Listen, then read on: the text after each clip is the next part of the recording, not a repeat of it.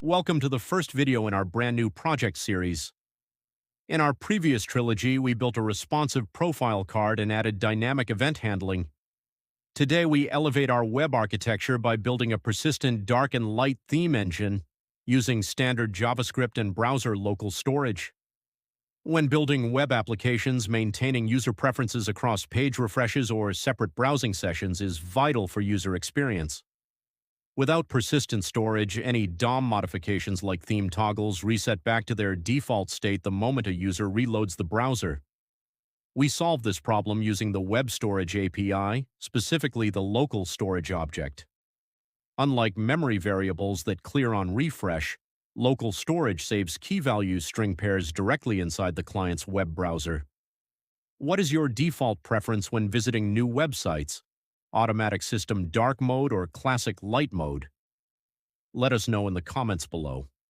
We begin by setting up our core HTML markup and defining CSS custom properties, also known as CSS Variables, for both our default dark theme #0b0c10 and our light theme variations.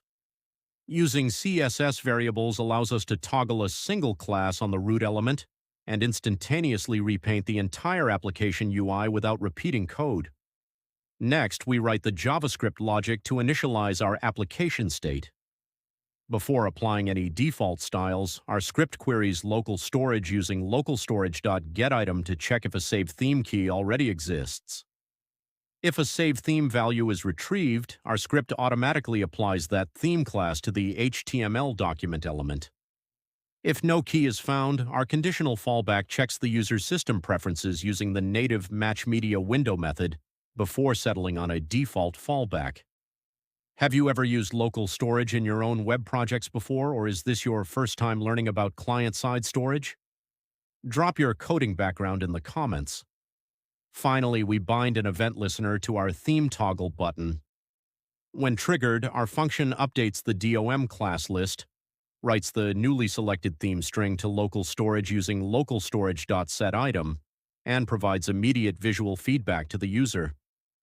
Now that our theme engine logic is structured, what secondary features should we add to this project in Part 2? Smooth CSS color transition animations or a custom icon toggle engine?